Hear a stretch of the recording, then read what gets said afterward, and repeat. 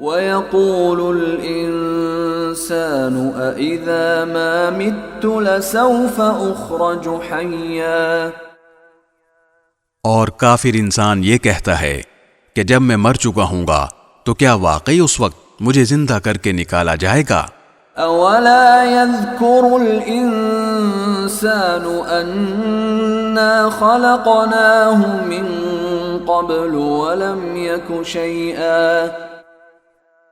کیا اس انسان کو یہ بات یاد نہیں آتی کہ ہم نے اسے شروع میں اس وقت پیدا کیا تھا جب وہ کچھ بھی نہیں تھا؟ فَوَرَبِّكَ لَنَحْشُرَنَّهُمْ وَالشَّيَاطِينَ ثُمَّ لَنُحْضِرَنَّهُمْ حَوْلَ جَهَنَّمَ جِثِيًّا۔ تو قسم ہے تمہارے پروردگار کی، ہم ان کو اور ان کے ساتھ سارے شیطانوں کو ضرور اکٹھا کریں گے، پھر ان کو دوزخ کے گرد اس طرح لے کر آئیں گے کہ یہ سب گھٹنوں کے بل گرے ہوئے ہوں گے۔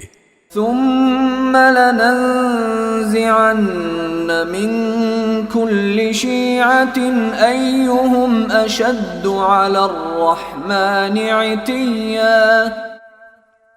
پھر ان کے ہر گروہ میں سے ان لوگوں کو کھینچ نکالیں گے جو خدائے رحمان کے ساتھ سرکشی کرنے میں زیادہ سخت تھے۔